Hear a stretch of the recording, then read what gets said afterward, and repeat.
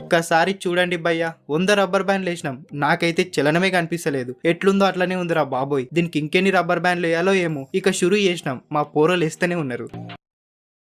First century కొట్టినాం, ఇప్పుడు double century. అరే 200 rubber బ్యాండ్లు వేసినాం భయ్యా, దీనికి ఏం కాలే. కానీ ఒకటి గమనించిండ్రా, కొద్దిగా సన్నగా అయింది. ఓరి దేవుడు, ఇంకెన్ని రబ్బర్ బ్యాండ్లు వేయాలో ఏమో. మా వాళ్ళకైతే చేతి నొప్పులు వేస్తుందంట. కాబట్టి ఈ కష్టానికైనా ఒక లైక్ కొట్టండి భయ్యా.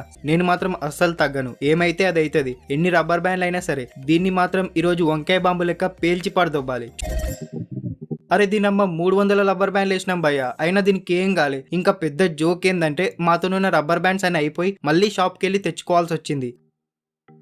అయ్య బాబోయ్, షాప్ నుండి తెచ్చిన రబ్బర్ బ్యాండ్లు కూడా మొత్తం అయిపోయినాయి. దీనమ్మ ఇట్లా కాదు, మళ్ళా దేవాలనుకునే లోపే ఇలా అయిపోయింది.